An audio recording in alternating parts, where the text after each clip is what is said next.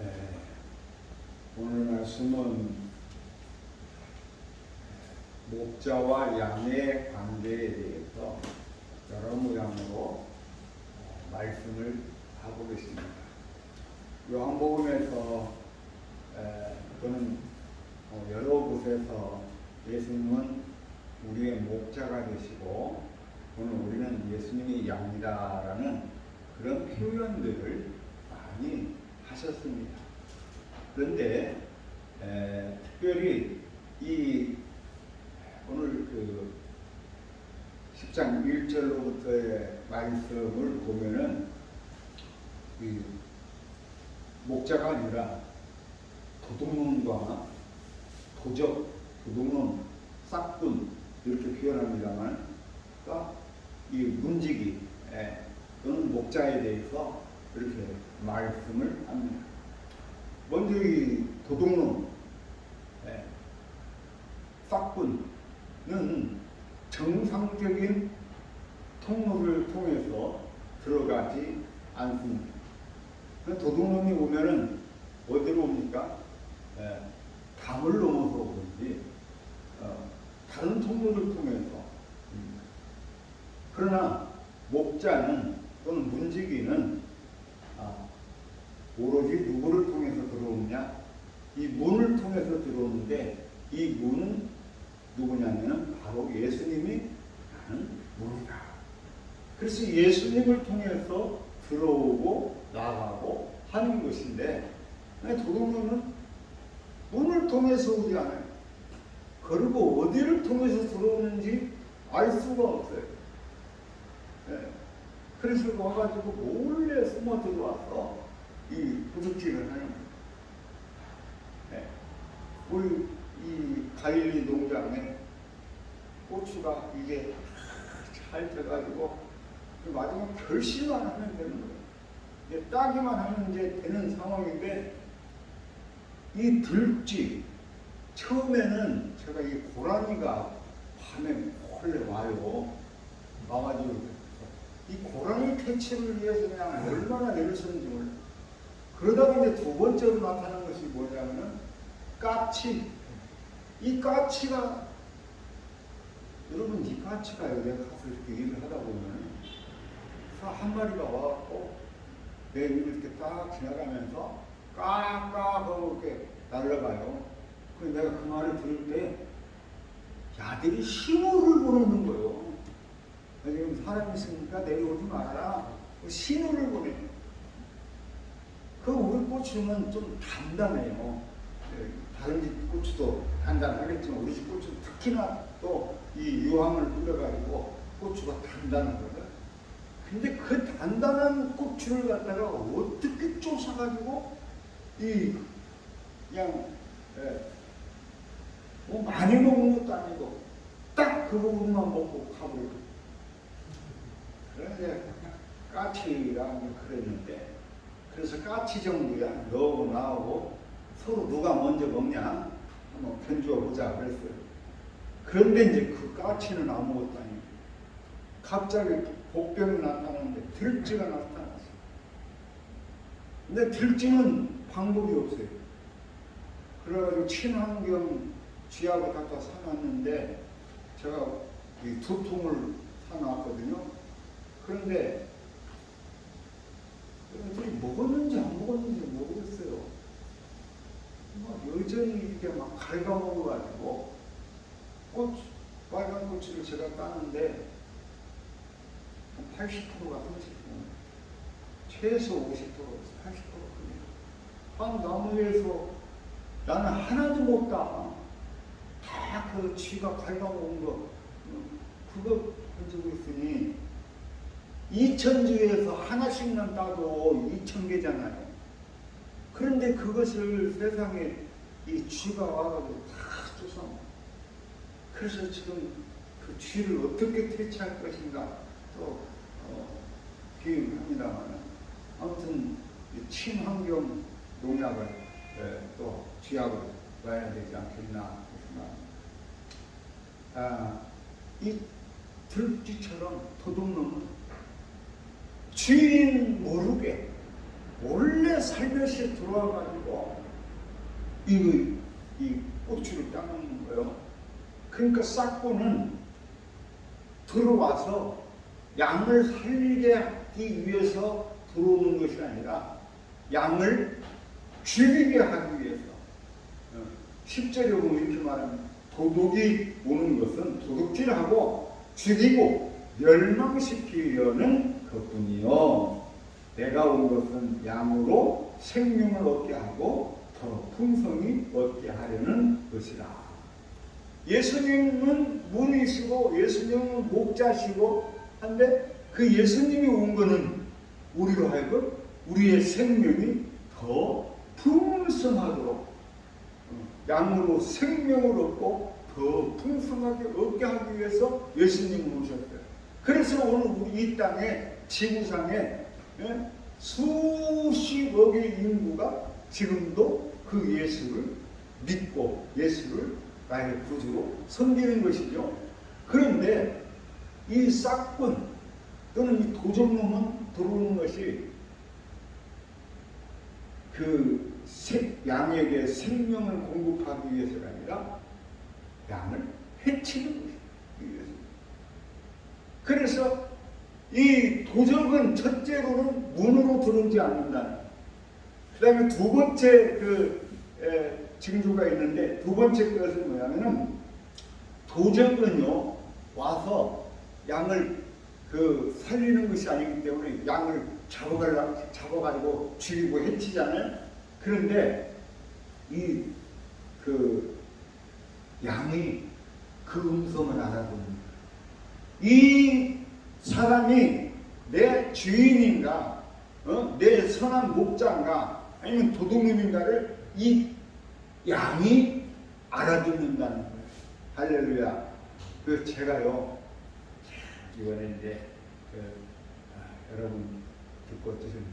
우리가 진돗개가 있잖아요. 이 진돗개는 제가 볼 때요 세계 어디다 내놔도 진돗개는 나는 최고 똑똑하다고 생각해요. 다른 개는 잘 모르겠어요. 근데 예를 들어서 우리가 이제 코카스 파니엘이라고 개 있잖아요. 시커먼 거. 그 개는 얼마나 친밀하고 친근감 있고 애정이 철철철 넘쳐가지고 가면 막 그냥 끌어안고 막 난리해요. 근데 멍청해. 멍청해. 그래갖고 맨날 갈 때마다 이 끈을 갖다가 그냥 묵한데 그냥 감아가지고 그놈 풀어주려고 미치겠어요. 근데 진돗개는요 한번 자기가 경험을 해보면 여기로 가면 끈이 엉키는구나. 절대 다시 엉키는 일이 없어요. 절대 무리가 없어요. 근데 제가 쥐약을 갔잖아요. 근데 농약사에서 나보고 손으로도 만지지 마, 장갑 끼고도 만지지 마, 젓가락으로 들어서 이렇게 뭐라. 쥐약이니까 극약이잖아요. 근데 극약을 2통을 사갖고 놨어요. 놨는데 아이고 그날따라 제가 마음이 너무 좋아갖고 개를 풀어줘버렸네. 그랬더니 이제 또 안 와. 잡을 수가 없어요. 또 거리를 이렇게 둬요. 그런데 참 진돗개는요 내가 가서 일하잖아요. 그러면 딱 2m 거리 두고 내가 일할 때 따라와.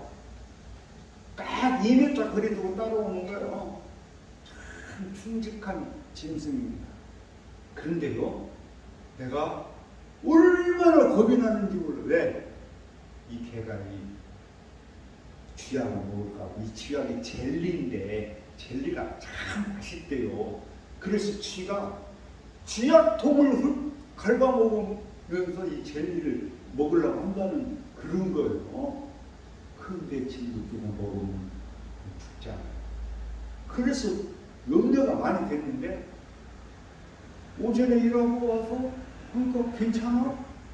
또 오후에 일하고 와서 그럼 괜찮아? 그 다음날 와서 봐도 괜찮아. 이 진돗개는 주인을 아는 거예요. 주인이 주는 물건 외에는 절대로 냄새도 안 맡고 먹지도 않습니다. 내가 주는 거 외에는 절대로 냄새도 안 맡고 먹지도 않아요. 와, 대단합니다. 정말 진돗개만큼 정말 똑똑하고 영리하고 충직한 개는 아마 이 지구상에 내가 볼 때 진돗개가 최고일 것 같아요. 개도 그 주인을 아는 거예요.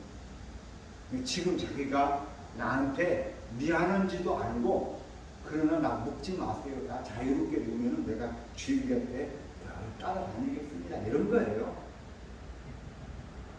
먹지 않는 거예요. 자기한테 준 것이 아니기 때문에 그 취약을 먹지 않는. 대단합니다. 양도 그 주인의 음성을 알아듣습니다. 그래서 이게 내 주인인가, 나를 살릴 사람인가, 잡아먹을 사람인가를 아는 거예요. 그러니까 도적과 주인과는 그 차이가, 주인은 문으로 들어오고 주인은 양에게 생명을 주고 그 생명을 더 풍성하게 하는 거죠. 도적은 어느 문으로 들어왔는지도 알지 모르게 몰래 들어와서 양의 생명을 보존하는 것이 아니라 양을 잡아먹고 죽이고. 오늘 우리 예수님은 도적이 아니라, 싹군이 아니라 이처럼 우리의 생명을 주고 우리의 생명을 풍성하게 하는 분이시다.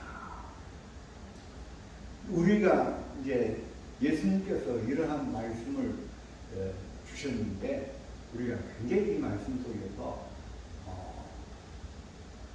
참 중요하고, 여러분 이 말씀은요, 우리가 예수를 믿는다는 것은 이 말씀 잘 기억해야 돼요. 사람들이,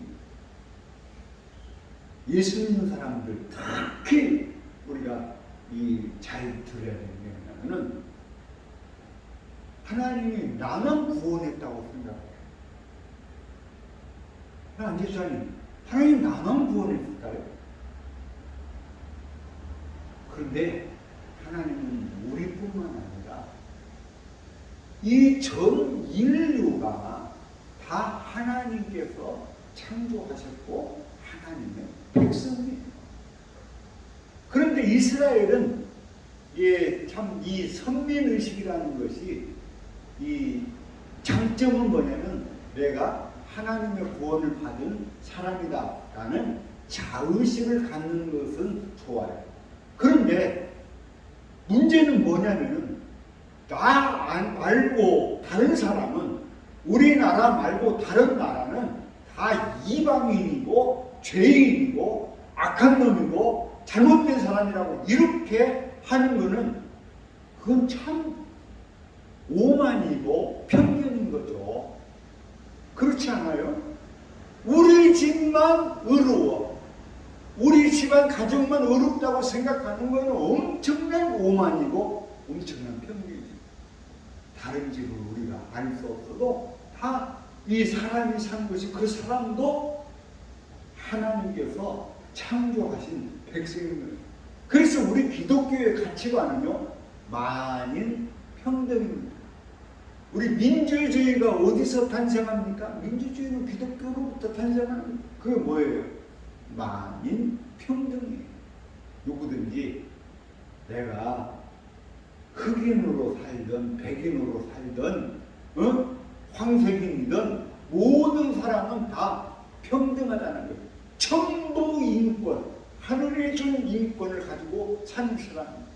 그래서 대한민국이 됐든 일본이 됐든 중국이 됐든 미국이 됐든 누구든지 그 국적을 갖고 그 사람을 평가하고 폄훼해서는 안 된다는 거예요. 이것이 우리 기독교의 기본 정신입니다. 할렐루야. 이걸 여러분 꼭 아시기 바랍니다.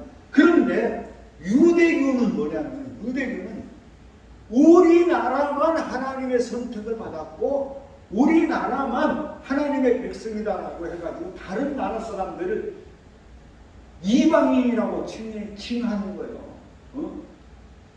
그 이방인이라는 나라 말 속에는 옛날에 일본 사람들이 우리나라 사람들을 폄하하는 칭호 있죠. 그거 뭐라고요? 그렇죠. 조선증이라고 합니다. 물론 조선증이라는 말은 조선인이라는 말하고 내가 볼 때는 똑같은 개념이겠지만 그 말은 한국 사람을 폄훼해서 하는 말이에요. 마찬가지 이스라엘 사람들이 다른 나라 백성들이 갖다가 이방인이라고 하는 것은 다른 나라 사람을 폄하하는 그런 그 얘기와도 같은 것입니다. 우리만 아브라함의 자손이고 우리만 하나님의 백성이라고 하는 것은 그거는 이스라엘이 당신들의 나라가 백성들이 하나님의 은총을 받은 나라라고 자긍심을 갖고 사는 건 좋지만은 그것을 넘어서 다른 나라를 폄훼하고 하는 것은 잘 못됐다는 것입니다. 그래서 그런 이스라엘 나라 유대교의 전통 속에서 지금 예수님은 무슨 말씀을 하냐면은 이렇게 말을 합니다. 16절에 이렇게 말해요. 또 이 우리에 들지 아니한 다른 양들이 내게 있어 내가 인도해야 할 터이니. 그러니까 이 우리에 들지 않은 다른 양들이 있다는 거예요. 여러분, 우리 기독교는요, 대한민국에 살든 전주에 살든 군산에 살든 경상도에 살든 미국에 살든 그리스도인 예수의 이름으로 예수를 믿고 예수의 이름을 쫓는 우리 모든 백성들은 다 뭐라고요? 다 한 형제 자매인 것입니다. 그래서 이 지구상의 어느 곳에든지 예수 믿는다 하면은 우리는 다 형친 자매처럼 지내는 것이 마땅합니다. 그것이 신앙의 기본 도리죠. 여러분 외국에 가서 그런 경험을 많이 하게 될 것입니다. 그런데 요는 이렇게 우리 안에 들어있는 그리스도인뿐만 아니라 하나님께서 택하신 이 우리 안에 들지 않은 다른 사람들도 있다는 것입니다. 예수님께서는 이 우리 안에 우리라는 그 이스라엘이라는 특유한 특성을 지닌 그 아브라함의 백성이라고 하는 그 사람들에게 지금 뭐냐면 말하는 거예요. 우리 안에 있지 않는 다른 양들도 내가 돌봐야 된다. 오늘 우리 교회로 놓고 말하면 우리 교회에 속하지 않은 다른 우리에 있는 다른 동아리에 있는 사람들 양들도 있는데 그 양들도 다 이제 내가 돌봐야 돼. 오늘 우리의 신앙은 그런 겁니다. 그래서 그 예수님께서 이처럼 우리에 들지 않은 양들을 구원하시기 위해서 이 세상에 오셨고 나는 그들을 에게로 간다. 그래서 예수님께서 복음을 전하실 때요, 예루살렘이나 또는 유대인들이 있는 곳에서만 구원하는 일을 하지 않습니다.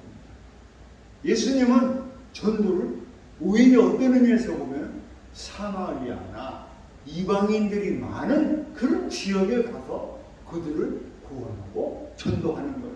그래서 이방인 여자가 어느 날 예수님을 만나가지고 예수님께서 내가 이스라엘에 이만한 사람을 보지 못했다.